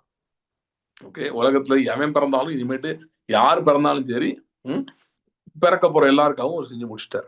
ஆனா கிறிஸ்துவோடு நமக்கு இருக்கிற உடன்படிக்கை இருக்கு பாத்தீங்களா, இது எல்லாருக்கும் நடக்கல. இது கிறிஸ்துக்குள்ள இருக்கவங்களுக்கு மட்டும் தான் நடந்திருக்கு. இந்த உடன்படிக்கையில் ரெண்டு பகுதி இருக்கு, அதான் சொல்றீங்க. ஒண்ணு தேவனுக்கும் கிறிஸ்துக்கும் நடந்த உடன்படிக்கை, இதுக்கு நமக்கு சம்பந்தமே இல்லை, நம்ம ஒண்ணும் பண்ணல இல்லை. ஆனா இன்னொரு உடன்படிக்கையிலே, அதுதான் நமக்கும் கிறிஸ்துக்கும் ஒரு உடன்படிக்கை உண்டாயிருக்கிறது. அது என்ன உடன்படிக்கை அப்படின்னா, கிறிஸ்துவின் மரணத்தினாலே ஏற்பட்ட உடன்படிக்கை. கிறிஸ்துவின் மரணத்திலே நம்முடைய மரணமும் நடந்துவிட்டது. 8ஆம் நாளிலே நுனித்தோல் எப்படி விருத்த சேதனம் பண்ணப்படுகிறதோ, அதே போலவே நம்முடைய பழைய மனுஷன், ஆவி இல்லாத மனுஷன் சிலுவையிலே கொல்லப்பட்டான். அதான் பவுல் சொல்றேன், நான் கிறிஸ்துவோட சிலுவையில் அறையப்பட்டிருக்கிறேன். உடன்படிக்கை செய்யும் போது என்ன பண்ணுவாங்கன்னா, 2 பேருடைய பாடியிலையும் கட் பண்ணுவாங்க. கட் பண்ணி 2 பேர் உடன்படிக்கை A and B பண்றாங்கன்னா, 2 பேர் கையிலும் கட் பண்ணி அந்த 2 ஊண்டு ஒரு இடம் ஒவ்வொரு இடம் தொடணும். அந்த 2 கட் 2 மீட் ஆகணும். அது பாடியிலேயே அந்த ஒரு டச் வரணும். ஓகே, பிளட் கவனன்ட் பண்ணிட்டாங்கன்னா அவங்க 2 பேரும் பிளட் பிரதர்ஸா மாறிடுறாங்க. ரத்த சகோதரர்கள், கூட பிறந்த சகோதரர் மாதிரி. இவனை தொட்டா அவன் கொள்ளுவான், அவனை தொட்டா இவன் கொள்ளுவான், இவனோடதெல்லாம் அவனுடையது, அவனோடதெல்லாம் இவனுடையது. இப்படிப்பட்ட ஒரு உறவு உண்டாகுது. இப்படிப்பட்ட ரத்த உடன்படிக்கை சிலுவையிலே நடந்தது. சரி, அதனாலதான் பாருங்க, ஞானஸ்தானம் கொடுக்கும் போது ஏன் முக்குரம் போட்டு ஆட்களை போட்டு முக்கிறோம்ல, அப்படியே உள்ள போட்டு முக்கிறோம். ஏன் முக்கிய எடுக்கிறோம்? ஏன்னா ஒரு மரணம் நடந்திருக்கிறது சிலுவையிலே. அந்த மரணத்தை இன்றைக்கு உறுதிப்படுத்துறேன். ஆமா, அதை நான் ஒரு ஒரு மாம்ச செயல் மூலமாக, எனக்கு ரொம்ப நாளைக்கு ஞானஸ்தானத்தோட பிசிக்கல் இம்பார்ட்டன்ஸ் புரிஞ்சதே இல்லை. அதோட ஸ்பிரிச்சுவல் மீனிங் தெரியும், பிசிக்கல் இம்பார்ட்டன்ஸ் என்ன என்ன என்ன யோசிச்சுட்டு இருந்தேன். இந்த ரெவல்யூஷன் எனக்கு வந்தப்போ எனக்கு புரிஞ்சது. Okay, there has been a serious blood covenant that has happened. ரத்த உடன்படிக்கை நமக்கும் கிறிஸ்துவுக்கும் நடந்திருக்கிறது. தேவனுக்கும் நமக்கும் இது இல்ல, அந்த இது கிடையாது. பிதாவாகிய தேவனுக்கும் நமக்கு, கிறிஸ்துவுக்கும் நமக்கும் நடந்திருக்குது. blood covenant has happened. So கிறிஸ்துடையதெல்லாம் நம்முடையது, நம்முடையதெல்லாம் கிறிஸ்துடையது. Places have been swapped. அப்படியே மாறிடுச்சு. கிறிஸ்து தேவனோடு அவர் ஒரு நல்ல உடன்படிக்கை பண்ணி ஜாலியா வச்சுட்டார். கரெக்டா, ஜாலியா இல்ல, கரெக்டா வச்சுட்டார். ஓகே, நம்மளால அதை பண்ணவே முடியாது. ஆனா நமக்கும் கிறிஸ்துவும் ரத்த உடன்படிக்கை உண்டாகிவிட்டது. சரியா? சோ இதன் மூலமாகத்தான், இந்த இரத்த உடன்படிக்கையின் மூலமாகத்தான் நாம் தேவனுடைய பிள்ளைகள், கிறிஸ்துவுடனே கோஹேர்ஸ், உடன் சுதந்திரர் என்கிற இடத்திற்கு நாம் வந்து விட்டோம். இதத்தான் முதல் வசனத்துல சொல்றாரு, கேட்டதை குறித்து கவலையா ஜாக்கிரதையா இருங்க, ஜாக்கிரதையா இருங்க, ஜாக்கிரதையா இருங்க. இரத்த உடன்படிக்கை நடந்திருக்கிற என்பதை முதல் கேள்விப்பட்டீங்களா? கேள்விப்பட்டீங்களா? சில பேர் வந்து என்ற ஆஃப்லேட் வந்து என்ற சில பேர் சொன்னாங்க, இந்த பிளட் மெடிடேஷன் ஒர்க் ஆக மாட்டேங்குதுன்னாங்க. ஏன் ஒர்க் ஆக மாட்டேங்குதுன்னா, it's not just applying of the blood தான் பிளட் மெடிடேஷன். ஓகே, அதுக்கு முன்னாடி ஹியரிங் ஆஃப் த பிளட் இருக்கு, ரத்தத்தை கேட்பது. ஓகே, அதுலயும் இன்னும் டீப்பா போனீங்கன்னா என்ன, ரத்தம் என்னத்தை பேசுதுன்னா உடன்படிக்கை தான் பேசுது. ரத்த உடன்படிக்கை பேசுது. இயேசு கிறிஸ்துக்கு என்னெல்லாம் பிதா செய்யறதா ஒப்புக்கொள்வாரோ, வாக்கு பண்ணியிருக்கிறாரோ, ஆபிரகாமின் உடன்படிக்கையில இருந்து எல்லாமே கிறிஸ்துவுக்கு தான், அவருக்கு மட்டும் தான் பொருந்தும். ஏன்னா அவர் தான் மெய்யான இஸ்ரவேல், அவர் ஒருவர் தான் உடன்படிக்கையே தவறாதவர். வேற எல்லாருமே தவறிட்டாங்கன்னு சொல்லலாம். எல்லாருமே ஏதோ ஒரு தவறிட்டோம், யாருமே சொல்ல முடியாது உடன்படிக்கை அப்படியே பெர்ஃபெக்டா வச்சுக்கன்னு சொல்ல முடியாது. தேவனோடு உடன்படிக்கைய ஃபெயில் ஆகாத ஒரே ஆளு இயேசு கிறிஸ்து தான். இப்ப என்ன நடந்துருச்சுன்னா, அவருக்கும் நமக்கும் ரத்த உடன்படிக்கை ஒண்ணு வந்துருச்சு. இதுதான் புதிய உடன்படிக்கை. அதுக்காக தான் கிறிஸ்துவின் ரத்தம் சிந்தப்பட்டது. வெறும் பாவ மன்னிப்புக்கு மட்டும் இல்லைங்க, இங்க ஒரு பிளட் கவனன்ட், பிளட் ரிலேஷன்ஷிப் உருவாகி இருக்கிறது, ரத்த உறவு ஒன்று உருவாகி இருக்கிறது. ஒருவன் இயேசு கிறிஸ்துவை விசுவாசிக்கிறேன் என்று சொன்னால் அவன் எப்படிப்பட்ட இடத்துக்கு வர்றான்னா, is come to a place of complete and perfect union because of the blood covenant, ரத்த உடன்படிக்கையினாலே. அப்படிப்பட்ட இததான் சொல்றாரு, கேட்டதுட்டு போயிடாதன்றாரு. இதை குறிச்சு ஜாக்கிரதையா இருந்து இல்லைன்னா கவலையிட்டு இருப்போம்ல, எப்படி தண்டனை தப்பித்துக்கணும். சரி, நிறைய கிறிஸ்தவர்கள் வந்து பாவம் செய்யாம இருக்கும்ன்றதுல அவ்வளோ ஜாக்கிரதையா யோசிக்கிறாங்க. ஒரு ஷாக்கிங் ட்ரூத் சொல்றேன், புதிய உடன்படிக்கையில பாவம் செய்யாம இருக்கிறது அவசியம் தான், ஆனா போக்கஸ் அது இல்ல. உடன்படிக்கை தெரிஞ்சிச்சா, உடன்படிக்கையின் அறிவு வந்துருச்சா. நான் சொன்னேன் ஆரம்பத்துல, அறிவு முக்கியம், ஞானம் முக்கியம். இந்த ஞானம் இதுதான் முக்கியமான ஞானம். உங்களுக்கு வேற எந்த ஞானமும் இல்லாம இருக்கலாம். ரத்த உடன்படிக்கையின் ஞானம் இல்லாமல் இருக்கிறது முட்டாள்தனம். அதை பற்றி சீரியஸா பிசாசானவன் வஞ்சிக்கிறான். இதை வந்து தெரிய விட மாட்டேங்கிறான். See, blood has the power to make what you feel as an emotional thing, அதை வந்து லீகலா மாத்தி விட்டுரும், ரியலிஸ்டிக்கா மாத்தி விட்டுரும். ஏன்னா blood speaks. See, confession முக்கியமா? முக்கியம். எதை பேசணுமோ அதை விசுவாசத்துல உறுதியா நிக்கணுமா? முக்கியம். ஆனா நிறைய நாள் நிக்க முடியல. கரெக்டா, எதிர்த்து சூழ்நிலைகள் எதிர்த்து வருது, பிரச்சனைகள் பெருசாகுது. நீங்க சொல்றீங்க, அது உங்களுக்கே உறுதி இல்லாத மாதிரி ஆயிருது. அந்த நேரத்துல பாருங்க, இந்த ரத்தம் வந்து உடன்படிக்கையின் சத்தத்தை பேசுகிறது. தோல்விகள் நீங்க நிறைய செஞ்சிருக்கலாம், சந்திச்சிருக்கலாம். ஆனா அதுக்கு எப்படி எதிர்த்து நிக்கிறது? தோல்வியா இருக்கு பிரதர், இது எப்படி எதிர்த்து நிக்க முடியும்? இமோஷனலி சொல்லி எப்படி நினைக்க முடியும் சொல்லுங்க? இத்தனை ஜாப் அப்ளை பண்ணேன், எனக்கு கிடைக்கவே இல்லை. இந்த அற்புதம் இவ்வளவு நாள் ஜாப் பண்ணிட்டு இருக்கேன், ஒரு 10,000 ரூபாய் எனக்கு இன்க்ரீஸ் சேலரியில வரணும் ஜாப் பண்ணிட்டு இருக்கேன், வரல. இல்ல ஒரு வேலை, ஒரு திருமணம் ஆகணும்னு நான் ஜாப் பண்ணிட்டு இருக்கேன், எவ்வளவு முயற்சி எடுக்கிறேன், நடக்கல. ஏன் இதெல்லாம் நடக்கல? சத்துரு எதிர்த்து நிற்கிறான் ஏதோ ஒரு விதத்துல. ரைட்டு, எதிர்த்து நிற்கிறான். அதை பார்த்தே பயப்பட தேவையில்லை. நமக்கு ரத்த உடன்படிக்கை இருக்குது. அப்ப எப்படி ஒண்ணு எதிர்த்து பேசுறது? எதிர்த்து பேசுறதுனா, எதிர்த்து பேச நமக்கு தைரியம் வேணும். அந்த தைரியம் எங்க இருந்து வருகிறது? ரத்தத்துல இருந்து வருது. இந்தியால ஒரு மனிதர் இருக்கிறார், பேர்லாம் சொல்ல மாட்டேன். அவர் வந்து யூரோப்புக்கு போயிருந்தார், அடிக்கடி வெளிநாடுகள்லாம் போவார். யூரோப் போயிருந்தப்ப என்ன ஆயிடுச்சுன்னா, அவர் ஒரு ஏதோ ஒரு இடத்துல ஏதோ ஏதோ யாரையோ அபிஷியலை பார்க்க போனார், ஏதோ அந்த நாட்டு அதிபர் யாரையோ பார்த்துட்டு பின்கேட் வெளியே வர்றாரு, வெஹிக்கிள்ல நிக்குது. எவனோ மீடியாவுக்கு ரிலீஸ் பண்ணிட்டா அங்க நிக்கிறாருன்னு மீடியாக்காரங்க பூரா மைக்கோட போயிட்டாங்க. போய் அவர்கிட்ட எதையோ கேள்வி கேட்கறாங்க எதையோ பத்தி. உடனே அவர் ரிப்ளை, ஓ மை காட் இங்க எப்படி வந்தீங்கன்னு கேட்டார். அவரை சிறந்த பேச்சாளர் என்று சொல்வார்கள். ஆனா அவர் என்ன சொன்னார் பார்த்துட்டு, ஓ மை காட் இங்க எப்படி வந்தீங்கன்னு கேட்டார். வீடியோவே இருக்கு. ஆனா அதே ஆள் பாத்தீங்கன்னா சில நேரம் அப்படியே தேன் ஒழுக பேசுவார், பேசிக்கிட்டே இருப்பார். நமக்கு அந்த மொழி புரியுறது இல்ல, ஆனாலும் பேசுறத பார்த்தா நல்லா கவர்ச்சிகரமா பேசுறதுன்னு தெரியும். அப்படி இப்படி கையை காட்டுவார், அப்படி கையை காட்டுவார், அழுவார், சிரிப்பார், எல்லாம் பண்ணி பயங்கர கான்பிடண்டா பேசுவார். திடீர்னு ஒரு நாள் பேசிட்டே இருந்தாருங்க, திடீர்னு அப்படி நின்ட்டாரு. அப்படின்றாரு, இங்கிட்டு செய்ய காட்டுறாரு, அங்கிட்டு செய்ய காட்டுறாரு. அப்புறம் 10 நிமிஷம் ஆச்சு, திரும்ப பேச ஆரம்பிக்க. என்னன்னா வேற ஒண்ணும் இல்ல, டெலிபிராம்டர். டெலிபிராம்டர் இருந்தா எவ்வளவு நேரம் பேசுவார். டெலிபிராம்டர்னா என்ன, இப்படி வச்சிருவாங்க, இந்த மாதிரி இருக்கும். அதுவும் நமக்கு இதெல்லாம் வீடியோ எல்லாம் எடுத்தா லேசா தெரியாது, ஏன்னா கிளாஸ் மாதிரி வச்சிருப்பாங்க, அந்த சரௌண்டிங்கோட மெர்ஜ் ஆகிற மாதிரி வச்சிருப்பாங்க, பின்னாடி பார்க்கும்போது தெரியாது. அதுல என்ன பேசணும்னு வந்துகிட்டே இருக்கும். அதை பார்த்து பார்த்து என்ன பண்றாரு, நியூஸ் வாசிக்கிற மாதிரி ரீட் பண்றாரு. புரியுதுங்களா? அதுதான் அவருடைய கன்ஃபெஷன், போல்டா இருக்கு. அதேதான் பிளட் வந்து எப்படின்னா டெலிபிராம்டர் மாதிரி, அது வந்து நின்றும். உங்களுக்கு வாயில ஒன்றும் வார்த்தை வராம இருக்கலாம், பிசாசுக்கு ஏத்து பேச தெரியாம இருக்கலாம், எப்படி ஜெபம் தெரியாம இருக்கலாம். ஆனா ரத்தம் வந்து டெலிபிராம்டர் மாதிரி நின்றும். நின்றுட்டு அது அப்படியே உங்களுக்கு எடுத்து கொடுக்கும் என்ன பேசணும்னு. ஏன்னா அது பிளட் ஸ்பீக்ஸ். ரத்தம் பேசுறது, உடன்படிக்கையின் பாயிண்ட்ஸ் அப்படியே எடுத்து கொடுக்கும். பிளட் கவர்னன்ட், நீ ரத்த உடன்படிக்கையில இருக்கப்பா. இந்த ரத்த உடன்படிக்கையை பத்தி நான் தனியா பேசுவேன், டீடைல்டா பேசுவேன். இது ரொம்ப important subject, will see it later. But அப்படியே எடுத்து கொடுக்கும், எடுத்து கொடுக்கும். கொடுக்க கொடுக்க கொடுக்க பாத்தீங்கன்னா தைரியம் வர ஆரம்பிக்கும், பலன் வர ஆரம்பிக்கும். அப்பதான் அந்த கான்டெக்ட்ல தான் சொல்றாரு, எப்ப மறந்துடாத, முக்கியமானதை மறந்துடாத, இதுதான் முக்கியம். பிசாசானவன் வந்து பாவம் செய்ய தூண்டுறான், நிறைய பேர் நினைக்கிறாங்க. நோ நோ நோ, அவன் தூண்டுறான் இல்லைன்னு சொல்லல, ஆனா எல்லாரையும் தூண்ட முடியாது. அவனுடைய மிகப்பெரிய ஆயுதமே வந்து பாவம் செய்ய தூண்டுறது இல்ல, குற்றம் சுமத்துதல். இயேசு கிறிஸ்துவின் ரத்தம் சகல பாவங்களை நீக்கி உங்களை சுத்திகரிக்கும்னா, அந்த பாவங்கள்ல அதுக்கு இன்னொரு பெர்ஸ்பெக்டிவ் இருக்கு. நீங்க செய்யற தவறுகள் மட்டும் கிடையாது, குற்ற உணர்வுகள், குற்றச்சாட்டுகிற வார்த்தைகள், ரியல் ஈவெண்ட்ஸ் எடுத்து குற்றம் சாட்டுறது. நீ தானே இப்படி பண்ணிட்ட, இல்ல நான் சொல்ற மாதிரி உங்கள்கிட்ட இருக்க குறைகளை காட்டுறது, உனக்கு இது இல்லையே.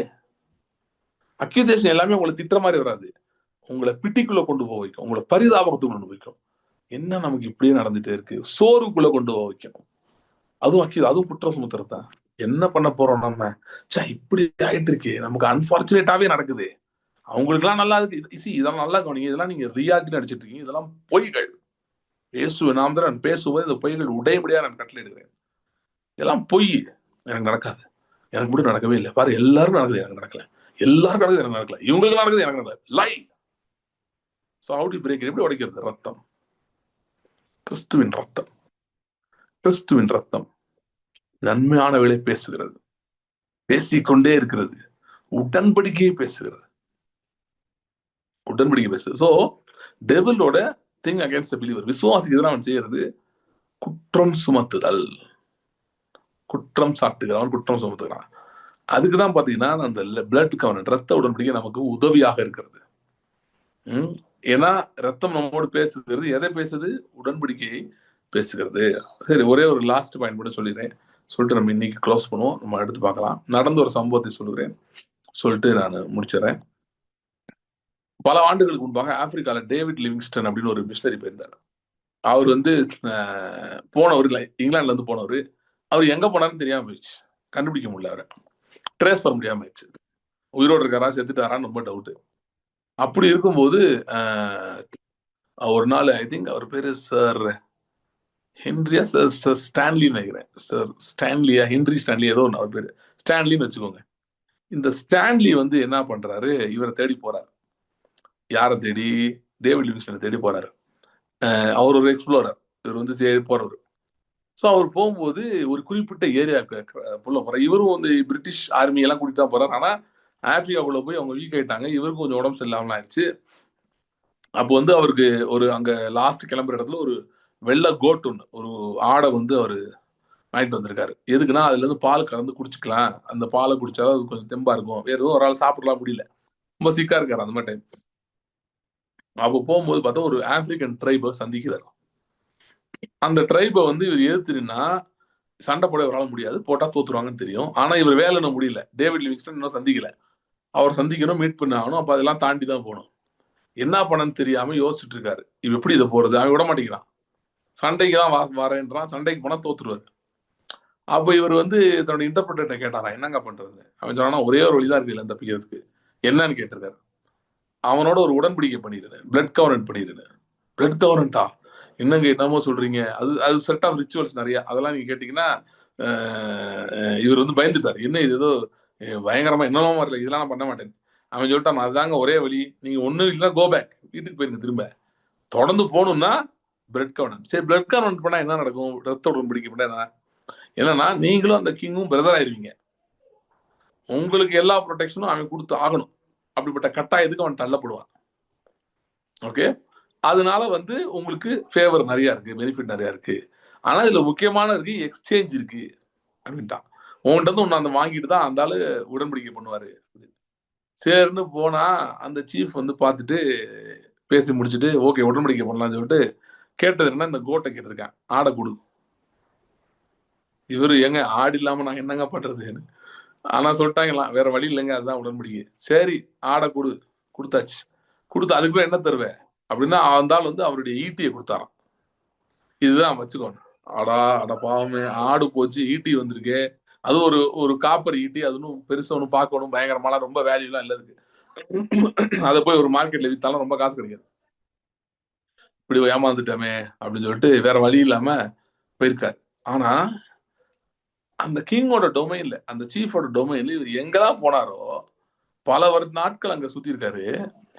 அங்க பாத்தீங்கன்னா எங்கெல்லாம் போனாரோ ஒன்னே ஒண்ணுதான் பண்ணணுமா, அந்த ஸ்பியர், அந்த ஈட்டியை தூக்கி காட்டணும், அவ்வளவுதான். காட்டினா அவனுக்கு எல்லாம் வந்து அமைதியாகி இவருக்கு என்னெல்லாம் வேணுமோ எல்லாமே கொடுத்துட்டாங்க. தேவையான எல்லாமே கொடுத்துருக்கானுங்க, எல்லா உதவியும் பண்ணியிருக்காங்க. பண்ணி அவர் சக்சஸ்ஃபுல்லா அந்த ட்ரிப்பை முடிச்சுட்டு வந்திருக்காரு. போய் கடைசியில் டேவிட் லிவிங்ஸ்டன் மீட் பண்ணியிருக்காருன்னு நினைக்கிறேன் எனக்கு தெரிஞ்சு.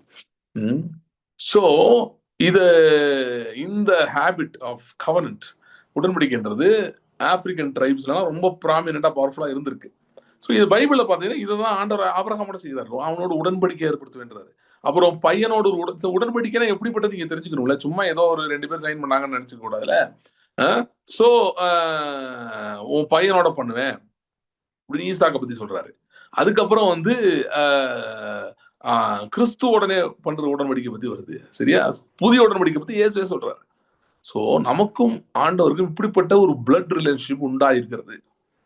ஓகே, அவரு எப்படி வந்து அந்த ஸ்பியர் நீதி இதை அந்த ஈட்டியை வந்து கொடுத்தானோ அதே மாதிரிதான் தேவன் தம்முடைய நீதியை நம்ம கொடுத்துருக்கிறார்.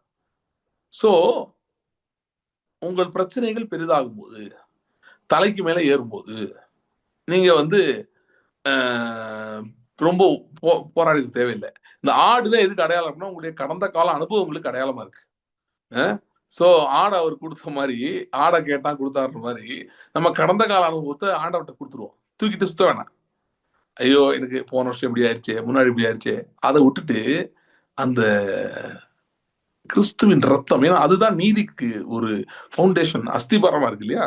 சோ கிறிஸ்துவின் ரத்தத்துக்குள்ள போவோம், இந்த ரத்த உடன்படிக்கையின் அறிவுக்குள்ள போவோம். அவரை அறிகிற அறிவியலை பெருகுங்கள் இருக்குல்ல, அதுல முக்கியமானது இந்த உடன்படிக்கையின் அறிவு. இந்த அறிவியலை பெருகுவோம், இதிலே வளர்வோம், இதை பிடித்துக் கொள்வோம்.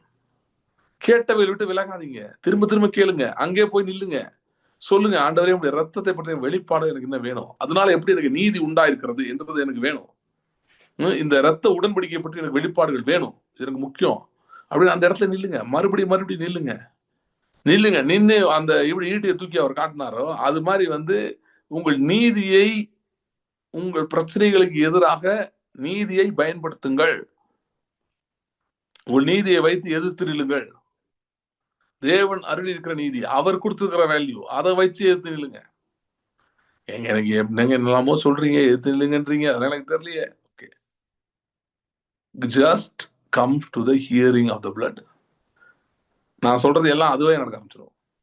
எங்க எந்த இடத்துக்கு வர சொல்றேன்? Come to the place of the hearing of the blood. ரத்தத்தின் சத்தம் கேட்கப்படுகிற இடத்துக்கு வாங்க.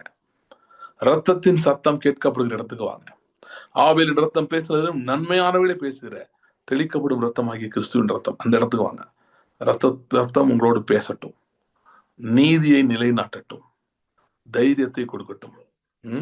சரி, நம்ம வரும் நாட்களில் இன்னும் கொஞ்சம் அதிகமா பார்க்க போறோம். இந்த ரத்தத்தை பற்றியும் அதோட செயல்பாடுகள், குறிப்பா அந்த பிளட் கவர்னன்ட் பத்தி எல்லாம் பார்க்க போறோம். சரி, இப்போ கர்த்தருடைய பந்தி ஆயத்தமாகவும் எடுத்து வைத்துக் கொள்ளுங்கள் பந்தியின் காரியங்களை கரங்களிலே. Thank you, Jesus. Hallelujah. Hallelujah. Hallelujah. Hallelujah. Thank you, Lord. Thank you, Lord. Thank you, Lord. அநேகருக்கு பிசாசு வந்து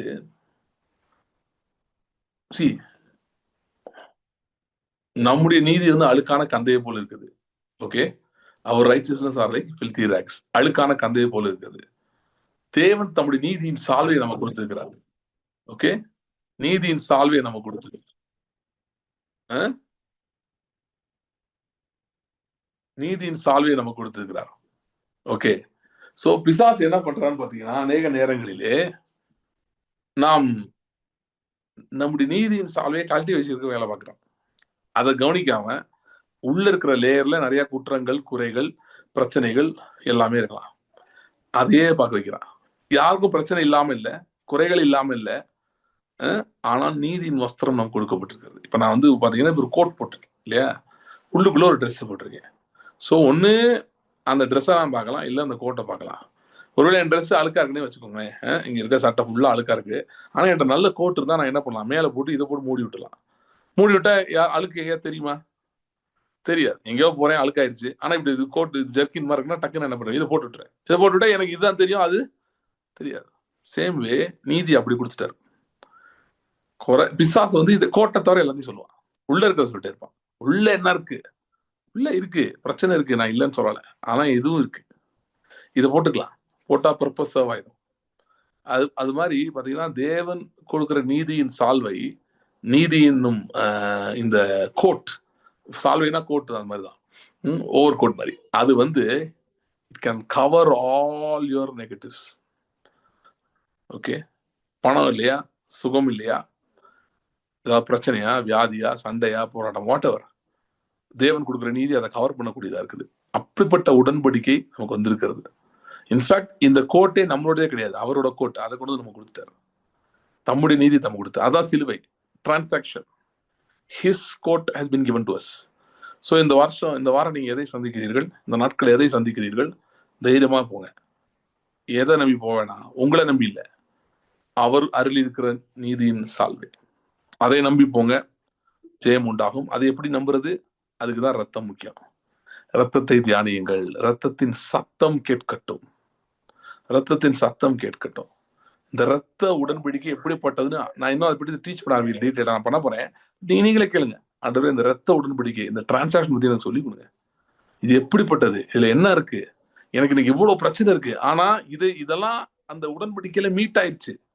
நீர் ஒன்றும் முட்டாள் இல்ல ஆண்டவரே, நீர் நல்லவர், நீர் ஞானம் உள்ளவர், கரெக்டா தான் பண்ணியிருக்கிறீர்.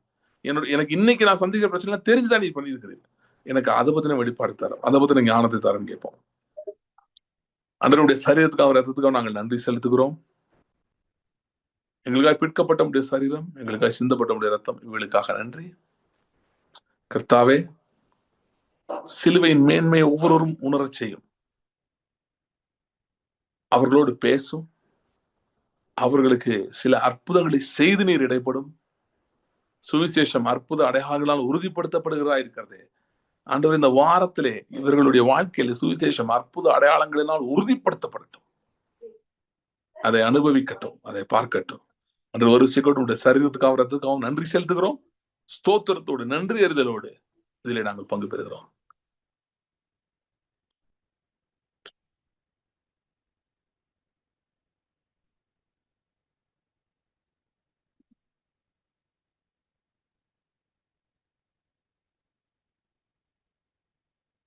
ஸ்தோத்திரம் ஆண்டவரே. அன்று இந்த நாட்கள் அற்புதத்தின் நாட்களா இருக்கிறது, ஸ்தோத்திரம். அற்புத அடையாளங்களால் உடைய வார்த்தை உறுதிப்படுகிற நாட்களா இருக்கிறது, ஸ்தோத்திரம்.